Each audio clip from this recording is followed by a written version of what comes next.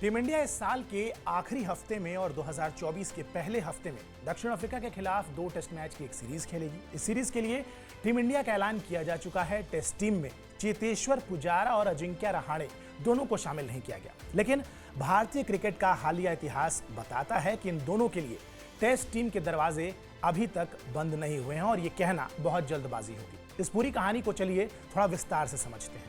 बहुत ज्यादा पुरानी बात नहीं है, पिछले साल मई का महीना था जब भारतीय क्रिकेटर दिनेश कार्तिक के साथ कमाल की घटना हुई।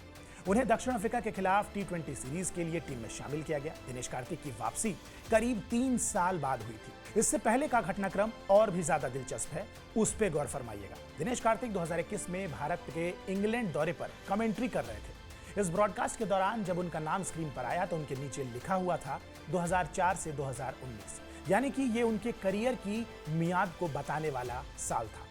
यानी 2004 में करियर शुरू हुआ और 2019 में जाकर खत्म हो गया। ऐसा इसलिए था क्योंकि 2019 वर्ल्ड कप सेमीफाइनल में भारत की हार के बाद दिनेश कार्तिक टीम से बाहर थे, लिहाजा ब्रॉडकास्टर ने 2004 से 2019 लिख दिया था। लेकिन तब तक दिनेश कार्तिक ने संन्यास नहीं लिया था। हालांकि वो भारतीय क्रिकेट टीम में एक्टिव नहीं थे, लेकिन ऑफिशियली उन्होंने अपनी रिटायरमेंट अनाउंस नहीं की थी।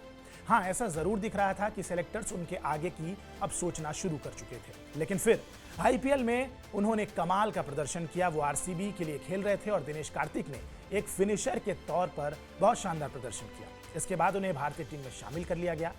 ये अपने आप में एक अनोखी घटना थी, क्योंकि एक क्रिकेटर जो माइक थाम चुका हो उसे वापस बल्ला थमा दिया गया, ये एक बहुत बड़ी बात है।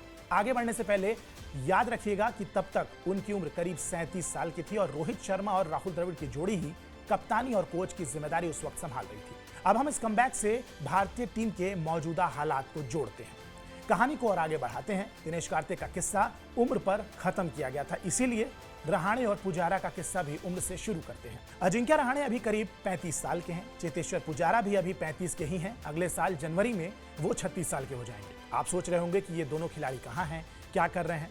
पहले आपको यही बात बता देते हैं, ये दोनों खिलाड़ी इस वक्त विजय हजारे ट्रॉफी में खेल रहे हैं। अजिंक्य रहाणे ने अभी तक खेले गए 7 मैचों में 150 से ज्यादा रन बनाए हैं। उनकी स्ट्राइक रेट भी इस दौरान करीब 100 की है। चेतेश्वर पुजारा के खाते में 6 मैच में करीब 125 रन है।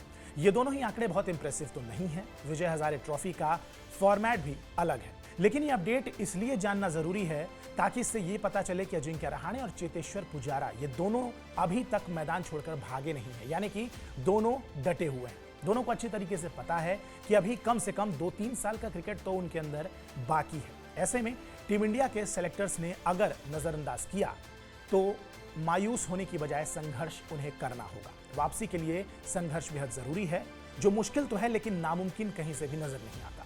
ऐसा इसलिए क्योंकि रोहित शर्मा अब भी टीम के कप्तान हैं, वहीं टीम की कोचिंग राहुल द्रविड़ के हाथों में ही है। राहुल द्रविड़ जिस तरह के बल्लेबाज रहे हैं, उन्हें अच्छी तरह पता है कि अजिंक्य रहाणे या चेतेश्वर पुजारा उनके क्या मायने हैं।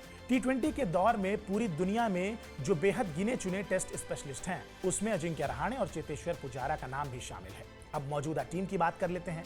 इस टीम में ऋतुराज गायकवाड़ हैं, यशस्वी जायसवाल जैसे यंगस्टर्स को भी मौका दिया गया है।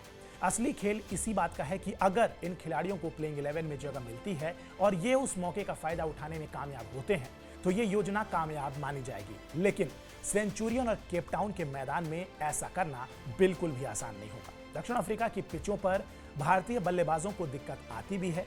हालांकि ये भी सच है कि ऐसा नहीं है कि ऋतुराज गायकवाड़ या यशस्वी जायसवाल पर पहले ही मैच से तलवार लटकती रहेगी। इन दोनों बल्लेबाजों को भी टीम मैनेजमेंट अच्छी तरह से बैक करेगा, लेकिन अगर इन दोनों बल्लेबाजों को टीम में जगह पक्की करनी है तो प्रदर्शन करना होगा। वैसे ये बात तो टीम के हर खिलाड़ी पर लागू होती है। दूसरी तरफ रहाणे और पुजारा को भी जमकर मेहनत करनी होगी, वरना भारतीय क्रिकेट बहुत तेजी से आगे बढ़ रहा है। भारतीय क्रिकेट में पिछले 1 दशक को ही देख लें तो बात साफ हो जाएगी। वीरेंद्र सहवाग, गौतम गंभीर, पार्थिव पटेल और मुरली कार्तिक जैसे तमाम खिलाड़ी याद आ जाते हैं जिन्हें कुछ एक सीरीज में बाहर बैठना पड़ा, लेकिन इन खिलाड़ियों ने वापसी भी की है। मोहम्मद शमी भी इसका एक ताजा उदाहरण है। बीच में कुछ समय के लिए युवा गेंदबाजों को उन पर तरजीह दी गई, लेकिन फॉर्मूला ज्यादा दिन टिक नहीं पाया। आखिरकार शमी की ही वापसी हुई। विदेशी पिच पर खेले गए पिछले 6 टेस्ट मैच में रहाणे के 2 अर्धशतक हैं। इसके अलावा 46 और 48 रन की 2 पारियां भी हैं। पुजारा ने 1 साल पहले बांग्लादेश के खिलाफ टेस्ट मैच में शतक लगाया था। इसके बाद वो सिर्फ 1 अर्धशतक ही लगा पाए हैं। घूम फिर कर रहाणे और पुजारा की कहानी का सार यह है कि इन दोनों बल्लेबाजों ने बहुत खराब प्रदर्शन नहीं किया है, लेकिन इन दोनों ने ही जिस तरह से बड़े स्कोर की जैसे इनसे उम्मीद की जाती है, उनसे ये काफी दूर रहे। ऐसे में सेलेक्टर्स ने इनसे आगे बढ़ने का फैसला लिया है, जिसे फिलहाल कोई गलत नहीं ठहरा सकता। लेकिन असली काम इन दोनों दिग्गज और अनुभवी खिलाड़ियों की जगह पर जो बल्लेबाज टीम में आए हैं, उनके जिम्मे पर है। उन्हें सेलेक्टर्स के फैसले को कहीं ना कहीं सही ठहराना होगा। बहरहाल, इस वीडियो को देखने के लिए शुक्रिया। स्पोर्ट्स 9 को सब्सक्राइब जरूर कीजिए। मेरा नाम है आयुष मिश्रा। नमस्कार।